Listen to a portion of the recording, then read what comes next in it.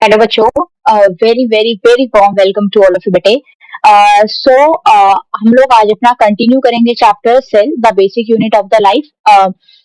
Last class में बेटे हम लोगों ने अपना मेसोसोम्स तक कर लिया था कंप्लीट। ओके, जितना भी सारे हमारे स्ट्रक्चर्स थे, जो भी सब चीजें थी, बहुत सारा कंटेंट मैंने आपको दिया था। नाउ आज हम लोग अपना स्टार्ट करेंगे, that is the Gram staining technique. Basically होता क्या है, लास्ट क्लास में मैंने आपको एक वर्ड यूज किया था, that is the gram positive bacteria, जब हम लोग ने मीजोसोम्स पढ़े थे। तो ग्राम पॉजिटिव बैक्टीरिया, ग्राम नेगेटिव बैक्टीरिया बेसिकली होते कैसे हैं, क्या होता है, उनको हम लोगों ने डिस्टिंग्विश कैसे कर रखा है। तो इसके बिहाफ पर हमारे पास एक टेक्निक है, उस टेक्निक को हम लोग ग्राम स्टेनिंग टेक्निक बोलते हैं। ओके, सो यहाँ पर हम लोग लिखते हैं that is the Gram staining technique. Okay, this one is the Gram staining technique. ये जो ग्राम स्टेनिंग टेक्निक है, इसके लिए आपको ये जो ग्राम नाम है बेसिकली ये क्यों आया है, the Gram staining technique it was very first time given by the scientist Christian Gram. Okay, so यहाँ पर ये साइंटिस्ट क्रिश्चियन ग्राम ने ये टेक्निक हमको दी थी, इसीलिए इस टेक्निक को हम लोग बोलते हैं ग्राम स्टेनिंग टेक्निक। ओके ना, ना इसके अंदर देखो होता क्या है, सबसे पहले हम लोग क्या करते हैं, वेरी फर्स्ट थिंग जो बैक्टीरिया है हमने उसको ले लिया। ओके ना, तो सबसे पहले हमारा जो फर्स्ट स्टेप होता है that is the bacterial smearing. Bacterial की स्मेयरिंग कर ली है। ओके, नाउ इसके बाद में हमने इस बैक्टीरिया को एयर से ड्राई कर दिया। ओके ना, now this bacteria is air dry. अब इस एयर ड्राई बैक्टीरिया के अंदर हम लोग एक स्टेन यूज करेंगे, that stain it is known as crystal violet. Okay ना, so it is stained with crystal violet, it is stained with crystal violet. Okay, तो ये बेटा क्रिस्टल वॉयलेट स्टेन से हम लोग इसको स्टेन करेंगे। कितनी देर तक करेंगे, फॉर 30 सेकेंड। 30 सेकेंड तक हम लोग इसको स्टेन करेंगे। जब हम इसको 30 सेकेंड तक स्टेन कर लेते हैं, इसके बाद में ये जो बैक्टीरिया हमने लिया था, now this bacteria it will appear bluish purple in colour. Okay, so bacteria कैसा हो जाएगा, बैक्टीरिया अकर्स कैसा हो जाएगा, it will gives bluish purple colour. Okay ना, सो ये ब्लूइश पर्पल कलर के यहाँ पर बैक्टीरिया हमको देखने को मिलेंगे। नाउ अब ये जो बैक्टीरिया है ये ब्लूइश पर्पल कलर का हो गया। अब इस बैक्टीरिया के अंदर हम लोग क्या करेंगे, नाउ ये जो ब्लूइश पर्पल बैक्टीरिया है we are going to wash it with water. Okay ना, तो इसको हम क्या करेंगे, इसको हम लोग बेटे वाटर से वॉश करेंगे। जब हम इसको वाटर से वॉश कर देंगे, नाउ अब हम इसके पास अप्लाई करेंगे एक और stain, that is the iodine. So again यहाँ पर एक और दोबारा से हम लोग स्टेन करेंगे। अब वो स्टेन किससे करेंगे हम लोग, पहले हमने किससे किया था, क्रिस्टल वॉयलेट से, जिसकी वजह से ब्लूइश पर्पल कलर आ गया। नाउ अब हम लोग यहाँ पर स्टेन करेंगे आयोडीन से। जब हम लोग आयोडीन से इसको स्टेन करते हैं, नियर अबाउट 0.5% सोल्यूशन हम लोग यहाँ पर इसका लेते हैं। ओके, 0.5% सोल्यूशन जब हम लोग इसका यहाँ पर यूज करेंगे आयोडीन का, तो यहाँ पे ये जो ब्लूइश पर्पल कलर के बैक्टीरिया थे, जो यहाँ पर ये ब्लूइश पर्पल कलर का बेटा बैक्टीरिया है, इस ब्लूइश पर्पल कलर बैक्टीरिया के चारों तरफ एक कॉम्प्लेक्स का फॉर्मेशन हो जाएगा। ठीक है, so there is a formation of complex. So formation of complex, that complex it is known as CVI complex, known as crystal violet iodine complex. Okay, अब ये जो crystal violet iodine का complex बन गया, अब इसके बाद में हमें यहाँ पर लास्ट में क्या करना है, नाउ ये जो bluish purple बैक्टीरिया है जिसके बाहर एक कवरिंग प्रेजेंट है, इस बैक्टीरिया को हम लोगों को ट्रीट करना है अल्कोहल के साथ। तो यहाँ पर ट्रीटमेंट विद अल्कोहल। ठीक है, अल्कोहल के साथ हम लोग इसको क्या करेंगे बेटे, हम लोग इसको ट्रीट करेंगे। अल्कोहल के साथ ट्रीट करने के बाद में जो बैक्टीरिया, ठीक है, यहाँ पर दो कंडीशन क्रिएट होंगी। एक तरह के बैक्टीरिया ऐसे होंगे जो bacteria after the treatment of the alcohol they will also appear bluish purple in colour. ठीक है, जिनका कलर ब्लूइश पर्पल कलर ही रहेगा, उस टाइप के बैक्टीरिया को हम लोग ग्राम पॉजिटिव बैक्टीरिया बोलते हैं। ओके ना, सो यहाँ पर जो बैक्टीरिया स्टेन को रिटेन कर जाते हैं, so those bacteria they are to be known as Gram positive one. तो इसको हम लोग क्या बोल देंगे यहाँ पर, ग्राम पॉजिटिव बैक्टीरिया। और जो बैक्टीरिया रिमूव कर जाएगा स्टेन को, जो डिस्टेन कर जाएगा, इस टाइप के बैक्टीरिया को हम लोग यहाँ पर बोलेंगे that is known as gram negative bacteria. ठीक है भाई। अब ये जो ग्राम नेगेटिव बैक्टीरिया है, इसको हमें दोबारा से स्टेन करना है, किससे? Now we are going to stain with the safranin. ठीक है भाई। तो हम लोग इसको क्या करेंगे? सैफरनिन से स्टेन करेंगे, जिसकी वजह से नाउ ये जो ग्राम नेगेटिव बैक्टीरिया है it will appear pink in colour. ठीक है। तो यहाँ पर ये जो बैक्टीरिया है इसका कलर कैसा आ जाएगा? पिंक कलर का आ जाएगा। तो हम कभी भी अगर देखेंगे तो जो ग्राम पॉजिटिव बैक्टीरिया है, all of the gram positive bacteria they appears bluish purple in colour, while जितने भी ग्राम नेगेटिव बैक्टीरिया होंगे, सारे के सारे ग्राम negative bacteria they appear pink in colour. क्यों होंगे? क्योंकि उनको हम लोग दोबारा से सैफरनिन स्टेन यूज करके उनके अंदर हम लोग स्टेनिंग करवाते हैं, क्योंकि ये जो बैक्टीरिया है, इन बैक्टीरिया के पास में स्टेन तो रह नहीं पाता। अब जब स्टेन नहीं रह पाएगा तो श्योरली क्या होगा? यहाँ पर ये कोई इनमें कलर नहीं नजर आएगा, तो हम लोग माइक्रोस्कोप में कैसे ऑब्जर्व करेंगे? तो जब हम इसमें स्टेन करते हैं with the help of the safranin. So is that very much clear to all of you बेटे? Now one most important question, Gram positive bacteria के पास ऐसा क्या था कि उन्होंने स्टेन को रिटेन कर लिया, और ग्राम नेगेटिव बैक्टीरिया के पास ऐसी कौन सी चीज है जो यहाँ पर उनके पास एब्सेंट है या नहीं है, या जो भी कुछ है जिसकी वजह से यहाँ पर ये स्टेन को रिटेन नहीं कर पाए? ओके ना। सो यहाँ पर एक बहुत इंपॉर्टेंट चीज है, हम लोग यहाँ पर लिखते हैं एक जो ग्राम पॉजिटिव है, इस ग्राम पॉजिटिव और ग्राम नेगेटिव को एक बार हम लोग कंपैरेटिव स्टडीज की देखते हैं। सो यहाँ पर एक बार हम लोग ऐसे लिख लेते हैं, these are the gram positive और ये रहे हमारे ग्राम नेगेटिव। ठीक है भाई। सो ग्राम पॉजिटिव और ग्राम नेगेटिव में जो एक बहुत इंपॉर्टेंट डिफरेंस होता है, वो डिफरेंस होता किस चीज का है, ये मैं आपको बताती हूँ। ओके ना। जो ग्राम पॉजिटिव बैक्टीरिया होते हैं बेटे, बेसिकली लेट सपोज ये मैं यहाँ पर ड्रॉ कर रही हूँ, this is the cell wall. ठीक है। और बैक्टीरिया की सेल वॉल किससे बनी होती है? श्योरली पेप्टिडोग्लाइकेन से बनी है। तो यहाँ पर फॉर द सिंप्लिसिटी पेप्टिडोग्लाइकेन को मैं यहाँ पर शो कर रही हूँ, पेप्टिडोग्लाइकेन फॉर पीजी। ओके। इसके अंदर एक नई दूसरी लेयर प्रेजेंट है, that is known as plasma membrane. तो this one is known as plasma membrane. Okay ना भाई।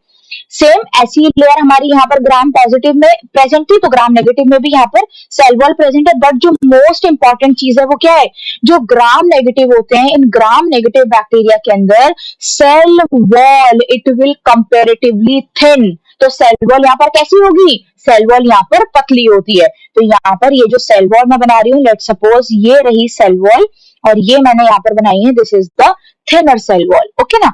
Surely this is also made up of peptidoglycan, और इसके नीचे यहाँ पर inner to the cell wall there is a presence of plasma membrane. तो यहाँ पर आप देख रहे होंगे कि जो ग्राम नेगेटिव बैक्टीरिया है उनके पास सेल वॉल पतली होती है, उसकी वजह से यहाँ पर ये कलर को स्टेन नहीं कर पाते, रिटेन नहीं कर पाते। दैट इज वाई जब अल्कोहल से ट्रीटमेंट करते हैं तो यहाँ से जो कलर होता है, जो स्टेन होती है, वो यहाँ से इजीली रिमूव हो जाती है। ओके। और अगर हम यहाँ पर देखें, इस ग्राम नेगेटिव बैक्टीरिया के ऊपर जो सेल वॉल है, there is also a one different layer, it is also present. तो दूसरी लेयर कौन सी है? That layer it is known as lipopolysaccharide. Okay ना। सो यहाँ पर ये एक लेयर मैंने बनाई है, दिस वन। ये जो लेयर है, this layer it is made up of LPS known as lipopolysaccharide. ठीक है भाई। तो ये किसकी बनी है बेटे? It is made up of the lipopolysaccharide. Now ये लिपोपॉलीसैकेराइड की लेयर, अब इसमें यहाँ पर होता क्या है, ये जो ग्राम पॉजिटिव और ग्राम नेगेटिव बैक्टीरिया, ये चीज तो हमको क्लियर हो गई कि ग्राम नेगेटिव के पास सेल वॉल थोड़ी सी थिन है, जिसकी वजह से यहाँ से कलर रिमूव हो गया, स्टेन रिमूव हो गया। अब इसमें यहाँ पर मैं आपको एक चीज बताती हूँ कि जो हमारे ये बैक्टीरिया है, तो श्योरली मैंने आपको बताया था जब प्रोकैरियोट्स का डायग्राम बताया था कि जो बैक्टीरिया होता है उनके अंदर एक फ्लैजिला प्रेजेंट होता है, और फ्लैजिला के श्योरली 3 पार्ट्स होते हैं। कौन कौन से होते हैं? First one that is the basal body, then hook, और उसके बाद में होता है यहाँ पर दैट इज द फिलामेंट। तो ये 3 पार्ट है। इसमें जो बेसल बॉडी है, वो बेसल बॉडी इन्हीं मेम्ब्रेन के अंदर एम्बेडेड हुआ रहता है। तो उसके लिए यहाँ पर देयर इज अ रिस्पॉन्सिबल कि बहुत सारी यहाँ पर बेसिकली बेसल बॉडी को बनाने के लिए कुछ रिंग्स प्रेजेंट होती हैं। तो यहाँ पर हम लोग वन बाय वन नेमिंग कर लेते हैं कि कौन कौन सी रिंग यहाँ पर प्रेजेंट है। ओके ना। सबसे पहले मैं यहाँ पर ग्राम नेगेटिव बता रही हूँ, ग्राम पॉजिटिव आपको अपने आप से समझ में आ जाएगा। सो ग्राम नेगेटिव बैक्टीरिया के अंदर एक रिंग यहाँ पे प्रेजेंट है, कहाँ पर, जो ये हमारी एलपीएस लेयर है। तो एक रिंग मैंने बेटा ये बना दी है, दिस वन, एक रिंग हमारी ये रही, क्योंकि एलपीएस लिपोपॉलीसैकेराइड, तो इस रिंग को हम लोग क्या बोल देंगे, this ring it is known as L ring for the lipopolysaccharide. ठीक है, मतलब लिपो से एल हमने ले लिया। इसके बाद भाई सेकंड रिंग हमारी यहाँ पर प्रेजेंट है, दिस वन। ये जो रिंग है इसको हम पैक्टिडोग्लाइकेन के अंदर प्रेजेंट है, तो इसको हम बोल देंगे पी रिंग। ठीक है, so this is known as P ring. तो एक है हमारी एल रिंग, दूसरी हमारी हो गई पी रिंग। थर्ड हमारी रिंग यहाँ पर प्रेजेंट है, दिस वन। ये यहाँ पर कहाँ पर प्रेजेंट है, जो प्लाज्मा मेम्ब्रेन है, प्लाज्मा मेम्ब्रेन के सरफेस के ऊपर प्रेजेंट है। तो इस रिंग को सरफेस से हम लोग एस ले लेते हैं। ओके, सो ये जो रिंग है, this ring it is known as S ring. और लास्ट हमारी एक रिंग इसमें प्रेजेंट है यहाँ पर, दिस वन। ये हमारी रिंग है, ये मेम्ब्रेन के अंदर प्रेजेंट है, प्लाज्मा मेम्ब्रेन की मेम्ब्रेन में प्रेजेंट है। तो इस रिंग को हम लोग यहाँ पर बोल देंगे M ring. Okay, so basically अगर हम लोग यहाँ पर देखें, in case of the gram negative bacteria there is a presence of four different type of the ring, that is the L, P, S and M ring, जिसकी वजह से यहाँ पर क्या होगा, there is a formation of basal body. ठीक है, यहाँ पर बेसल बॉडी का फॉर्मेशन होगा। इस लिपोपॉलीसैकेराइड के ऊपर यहाँ पर कुछ पोर लाइक स्ट्रक्चर भी प्रेजेंट होते हैं। These pore like structure they are to be known as porins, इनको हम लोग पोरेंस बोलेंगे। इस बेसल बॉडी का फॉर्मेशन हो गया with the help of the ring. यहाँ पर प्रेजेंट है ये हुक, और यहाँ से अराइज हो रहा है, this one is the filament. Okay बेटा, क्लियर है ये? नाउ प्रोसीड करते हैं हम लोग अपने यहाँ पर, that is the gram positive. तो ग्राम पॉजिटिव के अंदर सिर्फ और सिर्फ टू रिंग यहाँ पे प्रेजेंट होती है। कहाँ कहाँ पे, एक रिंग प्रेजेंट होगी प्लाज्मा मेम्ब्रेन के सरफेस पर, एक रिंग यहाँ पर प्रेजेंट होती है, दिस वन। तो जो सरफेस पे प्रेजेंट है इसको हम बोल देंगे एस रिंग। और एक रिंग हमारी प्रेजेंट होती है प्लाज्मा मेम्ब्रेन की मेम्ब्रेन में। ओके, सो एक रिंग हमारी यहाँ पर प्रेजेंट है प्लाज्मा मेम्ब्रेन की मेम्ब्रेन के अंदर, दिस वन। ये हमारी रिंग हो गई, दिस इज एम रिंग। तो अगर हम लोग कभी बात करें यहाँ ग्राम पॉजिटिव की, तो in Gram positive there is a formation of two ring, जिसकी वजह से बेसल बॉडी का फॉर्मेशन होता है। यहाँ पर बन गया बेसल बॉडी। ठीक है, ये बन गई बेसल बॉडी। इसके आगे यहाँ पर ये हमारा प्रेजेंट है हुक, और लास्ट में यहाँ पर ये हमारा अराइज हो रहा होता है बेटा फिलामेंट। ठीक है, it is a long cylindrical hollow structure filament हमारे यहाँ पर प्रेजेंट होता है। ओके ना, क्लियर हो गया सबको? सो कभी भी अगर आपको यहाँ पर क्वेश्चन पूछ लिया जाए, वैसे जनरली नहीं आता है, बट आपको पता होना चाहिए कि ग्राम पॉजिटिव ग्राम नेगेटिव के अंदर कौन कौन सी रिंग्स प्रेजेंट होती हैं for the formation of the basal body. So surely अगर हम लोग यहाँ पर देखें तो only S and M ring present, only S and M ring is present. और अगर हम लोग ग्राम नेगेटिव देखें तो all four rings they are present. ठीक है बेटे, नाउ इसके एग्जाम्पल, यहाँ पर कुछ एग्जाम्पल मैं आपको बता दे रही हूँ। ग्राम पॉजिटिव के एग्जाम्पल अगर हम लोग देखें, that is the lactobacillus, lactobacillus, bacillus,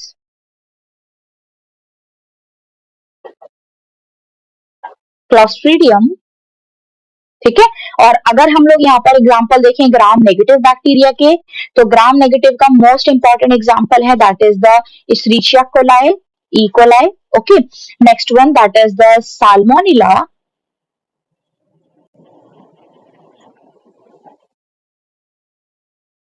एसोटोबैक्टर। Okay भाई, क्लियर सबको, समझ में आ गया बेटा? चलो नाउ प्रोसीड करते हैं हम लोग अपना आगे, that is the ribosomes and inclusions body.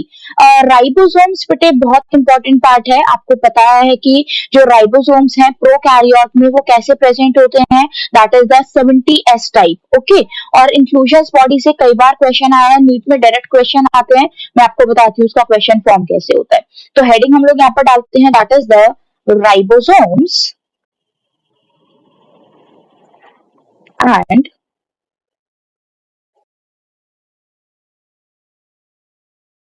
inclusions body. Okay, so basically जो राइबोसोम है, अगर हम लोग यहाँ पर बात करें, ribosome it comprises of two sub unit, ठीक है। तो अगर हम लोग यहाँ पर जैसे प्रोकैरियोट की बात करें, ओके भाई, प्रोकैरियोट के अंदर जो राइबोसोम है वो कैसा प्रेजेंट होता है, that is the 70s type. और कोई भी, अगर मैं एक राइबोसोम का आपको सिंपल सा स्ट्रक्चर यहाँ पर बताती हूँ, तो यहाँ पर ये सपोज एक स्ट्रक्चर हम बना रहे हैं, ओके। ये जो ऊपर वाला पार्ट है, this represented as a small sub unit, this is the small sub unit. और ये जो नीचे है, दिस वन इज द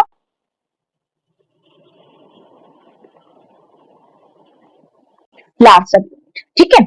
जो स्मॉल सब यूनिट है, अगर हम लोग यहाँ पर बात करें 70s टाइप की, तो जो स्मॉलर सब यूनिट है that is made up of 30s type. और अगर जो हम लार्जर की बात करें that is made up of 50s। बेटा इसको ऐड नहीं करना है, ये हमारा सेडिमेंटेशन कॉफिशिएंट होते हैं, ठीक है। तो small sub unit 30s type और लार्ज सब यूनिट क्या है, that is the 50s type. दोनों को मिला दो तो क्या है, this is the 70s type. S क्या रिप्रेजेंट करता है, एस रिप्रेजेंट करता है बेटे हमारा, this one represented as a sedimentation coefficient, this represented as a sedimentation coefficient, okay.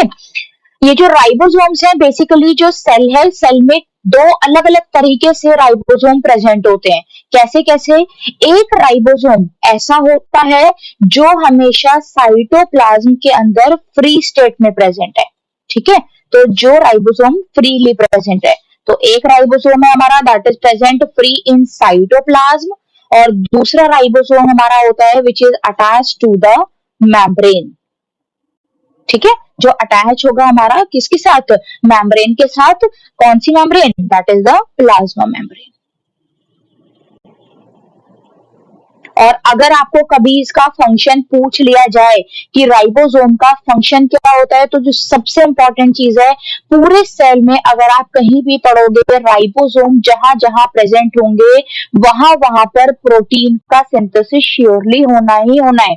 तो फंक्शन अगर हम लोग यहाँ पर देखें, तो जो मोस्ट इंपॉर्टेंट जो फंक्शन है that is the protein synthesis. तो जो मोस्ट इंपॉर्टेंट हमारा यहाँ पर फंक्शन है राइबोसोम का, that is the protein synthesis, okay भाई। अब इसके साथ एक चीज मैं आपको बता रही हूँ, ये हम लोग क्लास 12th के मॉलिक्यूलर बेसिस ऑफ इनहेरिटेंस में पढ़ेंगे बेटा, जो हमारा मैसेंजर आरएनए वगैरह बनते हैं। तो एक बार मैं आपको बता देती हूँ, यहाँ पर लेट सपोज ये कोई एक मैसेंजर आरएनए है, मैसेंजर आरएनए को हम लोग mRNA लिखते हैं। अगर राइबोसोम्स, बहुत सारे सेम टाइप के राइबोसोम एक मैसेंजर आरएनए के ऊपर आकर के स्टिक कर जाएं, तो ये जो स्ट्रक्चर यहाँ पर बना है, this structure it is known as polyribosome, ठीक है। इसको हम क्या बोलेंगे, this is known as polyribosome, this is also known as polysomes, and this is also known as ergosomes, ठीक है। तो यहाँ पर ये आपको एक चीज पता होनी चाहिए, जो मैसेंजर आरएनए है उसके पास इंफॉर्मेशन कहाँ से आती है, उसके पास इंफॉर्मेशन आती है डीएनए से। सो डीएनए की इंफॉर्मेशन मैसेंजर आरएनए के पास पहुंचना, इस प्रोसेस को हम लोग बोलते हैं ट्रांसक्रिप्शन। और मैसेंजर आरएनए से इंफॉर्मेशन आगे प्रोटीन्स के पास तक पहुंचना, जो प्रोटीन का फॉर्मेशन होता है, इस प्रोसेस को हम लोग बोलते हैं ट्रांसलेशन। तो यहाँ पर दो बहुत इंपॉर्टेंट प्रोसेस हैं, बहुत अच्छा डिटेल में हम लोग इसको पढ़ेंगे क्लास 12th के चैप्टर में, ओके ना। सो यहाँ पर ये हमारा पॉलीराइबोसोम, पॉलीसोम, अर्गासोम। मैं आपको एक चीज लिखवा देती हूँ यहाँ पे, दैट इज द, ये सपोज डीएनए, ठीक है। डीएनए से मैसेंजर आरएनए का फॉर्मेशन होता है, मैसेंजर आरएनए के पास इंफॉर्मेशन पहुंच रही है, इस प्रोसेस को हम लोग क्या बोलेंगे, this process it is known as transcription, this process it is known as transcription. और मैसेंजर आरएनए से आगे जो इंफॉर्मेशन जाती है जिससे प्रोटीन्स का फॉर्मेशन होता है, इस पूरे प्रोसेस को हम लोग क्या बोलेंगे, this is known as translation, ठीक है, ये जो पूरा आपको दिख रहा है डीएनए से एमआरएनए, एमआरएनए से प्रोटीन, इनसे ये जो पूरा एक स्ट्रक्चर है, this is the unidirectional flow of the information known as central dogma of molecular biology. Okay, so ये जो स्ट्रक्चर है इसको क्या बोलते हैं? This is known as central dogma, this is known as central dogma of molecular, this is known as central dogma of molecular biology, and this central dogma, it was very first time given by the scientist Francis Crick। ठीक है भाई, तो इसको यहाँ पर क्या बोला था? सेंट्रल डोगमा किसने दिया था? साइंटिस्ट फ्रांसिस क्रिक ने दिया था। ओके ना, नाउ ये था हमारा बेटा सारा राइबोसोम का पार्ट। इसके बाद में हम लोग पढ़ते हैं अपना that is the inclusions body. Okay, inclusions body, inclusions body अगर हम लोग इसकी बात करें भाई, तो जो इंक्लूजन्स बॉडी है basically these are the non living structure, non living material और द रिजर्व मटेरियल जो साइटोप्लाज्म में फ्रीली प्रेजेंट होते हैं। ओके ना, व्हेनेवर सेल इज रिक्वायर्ड वो यहाँ पर ये जो रिजर्व फूड मटेरियल है इसको रीयूज कर लेते हैं। तो ये जो इंक्लूजन्स बॉडी है these are the non living material. Okay ना, सो ये क्या है? These are the non living, these are the non-living or reserve material, these are the non-living or reserve material, they are present freely in the cytoplasm। Okay, तो ये कहां पर present है बेटे? ये साइटोप्लाज्म के अंदर फ्रीली प्रेजेंट होते हैं। बेसिकली जितने भी इंक्लूजन्स बॉडी हैं, सारे के सारे इंक्लूजन्स बॉडी, इनके पास कोई मेम्ब्रेन प्रेजेंट नहीं होती है। ठीक है, so they are basically non membranous, but कुछ ऐसे इंक्लूजन्स बॉडी हैं जिनके बाहर एक सिंगल मेम्ब्रेन प्रेजेंट है, but that is not a true membrane. तो यहाँ पर हम लोग इंक्लूजन्स बॉडी को टू पार्ट में कैटेगराइज करते हैं। ओके ना, तो यहाँ पर ये टू पार्ट में कैटेगराइज करेंगे। एक हमारा पार्ट यहाँ पर होगा that is known as non membranous, first one that is known as non membranosus,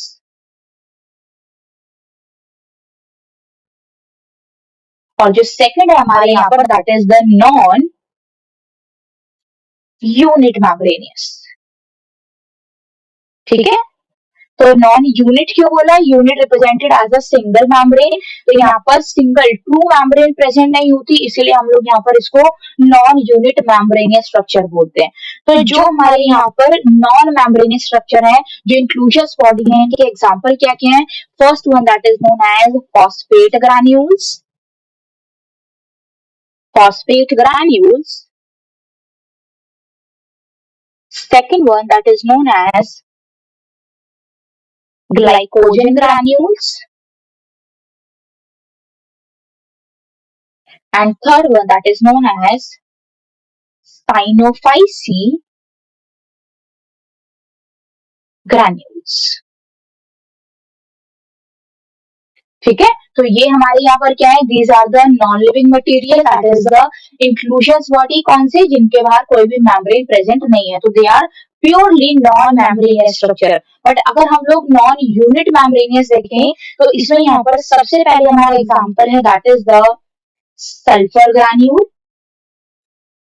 that is the sulphur granule. Second one that is the gas vacuole, gas vacuole, and third one that is known as PHB, that is the poly beta hydroxy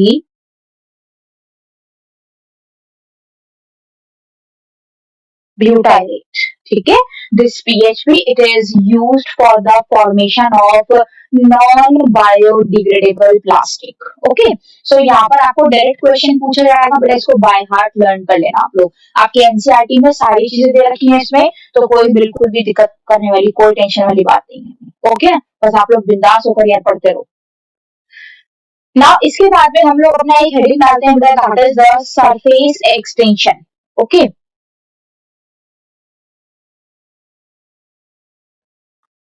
surface extension, basically surface extension हमारे यहाँ पर three types की हैं।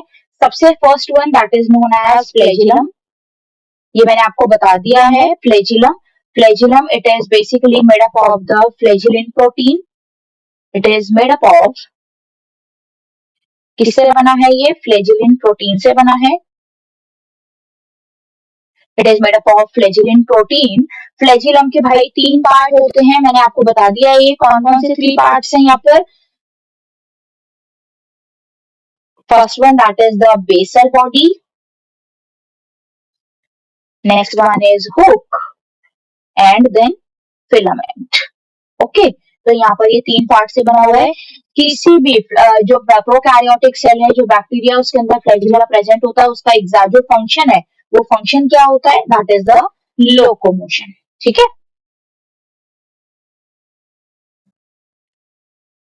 इसका function क्या होगा बेटा? That is the locomotion, मतलब ये बैक्टीरिया की मूवमेंट में हेल्प करता है। Got it? नाउ इसके बाद नेक्स्ट है हमारा सेकंड, दैट इज द पिलाई।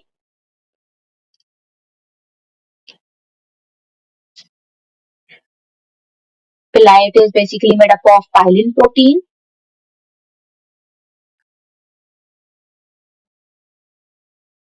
पाइलिन प्रोटीन से बना हुआ है ये।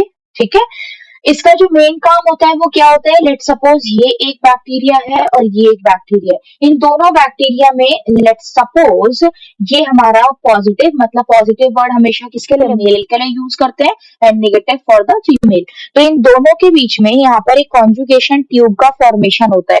कॉन्जुगेशन ट्यूब क्या होता है? This is basically a mating process. इसकी वजह से क्या होता है? जितना भी यहाँ मेल का कंटेंट है वो कहाँ पे ट्रांसफर हो जाता है? फीमेल कंटेंट के पास में। ओके ना? So with the help of the conjugation tube male content is to be transfer in the female part. So यहाँ पर ये हमारा, तो ये जो बेसिकली पिलाई है ये किस में हेल्प करता है? फंक्शन इसका क्या है? Function is conjugation. ठीक है, कॉन्जुगेशन ट्यूब का यहाँ पर फॉर्मेशन होता है। This is the mating process. This is the mating process. Okay, now इसके बाद नेक्स्ट है हमारा, दैट इज जो लास्ट टाइप की सरफेस एक्सटेंशन है, नोन एज फिम्ब्रिए। ये जो फिम्ब्रिए हैं, fimbriae they are helically arranged structure. Okay, इनका काम क्या होता है बेटे? ये जो फिम्ब्रिए हैं बेसिकली इनका काम क्या होता है? दे help in the attachment with the rock and the host tissues. जितने भी होस्ट के टिश्यूज होते हैं उनके साथ अटैचमेंट, बैक्टीरिया की जो अटैचमेंट होती है वो इसी फिम्ब्रिए की हेल्प से होती है। ठीक है, so they helps in attachment with rock surface and host tissues.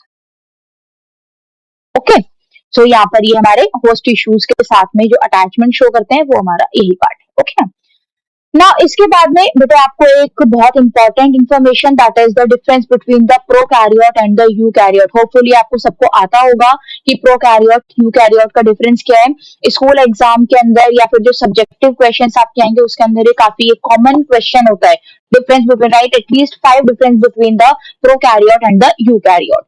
तो यहाँ पर हम लोग कुछ डिफरेंस लिख लेते हैं। प्रोकैरियोटिक सेल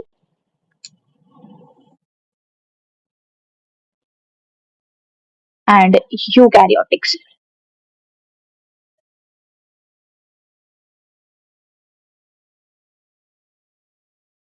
बट इसके साथ साथ आप लोगों को प्लांट सेल हो गए, एनिमल सेल हो गए, इनके डायग्राम एक बार आप ठीक से देख लेना, काफी इंपॉर्टेंट है, कहीं से भी कोई भी क्वेश्चन पूछ लेते हैं। तो जो सबसे पहला मोस्ट इंपॉर्टेंट प्रोकैरियोट्स का हमारा जो डिफरेंस बिटवीन होता है वो क्या है? जो प्रोकैरियोटिक सेल है उनमें क्या होता है? जो जेनेटिक मटेरियल है it is not bound with the nuclear membrane. तो श्योरली प्रोकैरियोट्स के अंदर न्यूक्लियर मेम्ब्रेन एब्सेंट होती है। ओके, तो यहाँ पर क्या है? Nuclear membrane absent. और यूकैरियोट्स के अंदर genetic material is bound with the help of the nuclear membrane. So यहाँ पर न्यूक्लियर मेम्ब्रेन प्रेजेंट होती है। अगर हम लोग यहाँ पर प्रोकैरियोट्स देखें तो generally they are smaller in size. ठीक है, तो ये कैसे होते हैं? स्मॉल साइज के होते हैं प्रोकैरियोट। और अगर हम लोग यूकैरियोट्स की बात करें तो ये जो यूकैरियोट्स हैं they are larger in size. Okay ना, तो इनका अप टू 100 माइक्रोमीटर तक का सेल होता है यूकैरियोट्स के अंदर। So they are larger in size. Okay इसके बाद में जो हमारे ये प्रोकैरियोट्स हैं, all of the membrane bound cell organelle they are absent. So यहाँ पर जो मेम्ब्रेन बाउंड ऑर्गेनलीज हैं, all of the membrane bound organelles they are absent, while in case of the prokaryote all of the membrane bound cell organelles they are present. Okay, next one, only 70S ribosome is present. ठीक है, यहाँ पर अगर हम देखें तो सिर्फ और सिर्फ 70S टाइप राइबोसोम प्रेजेंट होता है, और अगर हम लोग यूकैरियोट में देखें तो both 70S and 80S type ribosome present है।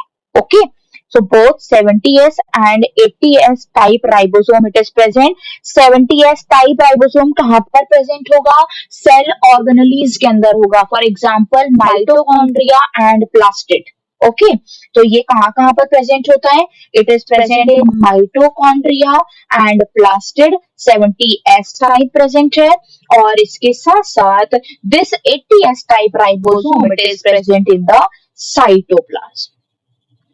यहाँ पर ये जो 70S टाइप प्रोकैरियोट का है ये कहाँ पर प्रेजेंट होता है बेटे? क्योंकि यहाँ पर membrane bound cell organelle absent है, तो सारी की सारी चीजें कहाँ पर प्रेजेंट होंगी? सिर्फ और सिर्फ साइटोप्लाज्म के अंदर। ओके, नाउ इसके बाद में यहाँ पर एक तो और डिफरेंस लिख लेते हैं हम लोग। जो न्यूक्लियोलस है that is the nucleus inside the nucleus known as ribosomal factories, they are absent in case of the prokaryotic cell. So nucleolus absent, in case of the eukaryotes nucleolus they are present. Okay, अगर हम लोग यहाँ पर देखें जो centrioles होते हैं, ठीक है, बेसिकली जो सेंट्रियोल्स हैं they help in the cell division. आगे स्पिंडल फाइबर का फॉर्मेशन होता है, तो यहाँ पर सेल डिवीजन उस तरह से नहीं होती है, तो surely centrioles they are absent, और यूकैरियोटिक सेल के अंदर सेंट्रियोल्स प्रेजेंट होते हैं। यूकैरियोटिक सेल में भी अगर हम लोग बेटे बात करें तो जो एनिमल सेल्स हैं centrioles they are only present in the animal cell. Plant cells के अंदर सेंट्रियोल एब्सेंट होते हैं, instead of the centriole there is a presence of polar caps. Okay, so ये कुछ कॉमन है हमारे यहाँ पर पॉइंट्स। इसके बाद एक बहुत इंपॉर्टेंट पॉइंट है वो मैं आपको यहाँ पर समझा देती हूँ। जो प्रोकैरियोट्स होते हैं बेटा इसको हम लोग बेसिकली बोलते हैं they are to be known as single envelope system. तो इसको हम लोग क्या बोलते हैं? It is known as single envelope system. Why it is known as single envelope system बताते हैं आपको। देखो, लेट्स सपोज ये रही यहाँ पर this is the cell wall. Cell wall के अंदर प्रेजेंट होती है plasma membrane. So this one is cell wall, this one is plasma membrane, and inside the plasma membrane there is a presence of fluid, that is the cytoplasm। तो इसके अंदर कोई और membrane तो प्रेजेंट नहीं है साइटोप्लाज्म के अंदर, इसीलिए हम लोग इसको सिंगल एनवेलप सिस्टम बोलते हैं। लेकिन अगर हम लोग यहाँ पर देखें in case of the eukaryote there is a presence of double envelope system. अब डबल एनवेलप सिस्टम हम इसको कैसे बोलते हैं? डबल एनवेलप सिस्टम हम लोग इसको बोलते हैं, let's suppose this is represented as a cell wall. ये रही cell wall, inner to the cell wall there is a presence of plasma membrane, this one is plasma membrane, और ये रहा यहाँ पर साइटोप्लाज्म। अब सपोज मैं यहाँ पर साइटोप्लाज्म के अंदर एक सेल ऑर्गेनली बना रही हूँ दैट इज द माइटोकॉन्ड्रिया। तो यहाँ पर आप इसमें देखोगे तो ये माइटोकॉन्ड्रिया, श्योरली माइटोकॉन्ड्रिया के पास भी अपनी मेम्ब्रेन प्रेजेंट है। ये रही सपोज कोई प्लास्टिड, इसके पास भी अपनी मेम्ब्रेन प्रेजेंट है। तो एक यहाँ पर ये वाली मेम्ब्रेन हो गई और एक यहाँ पर इनकी ये वाली मेम्ब्रेन हो गई, that's why eukaryotic they are to be known as double envelope system. ठीक है भाई, क्लियर हो गया बेटा? So this is all about prokaryotic cell. Fine, hopefully आपको बेटा समझ आया होगा। कोई डाउट आए तो श्योरली कमेंट में मेरे को आप लोग यहाँ पर मेंशन करना। ओके ना?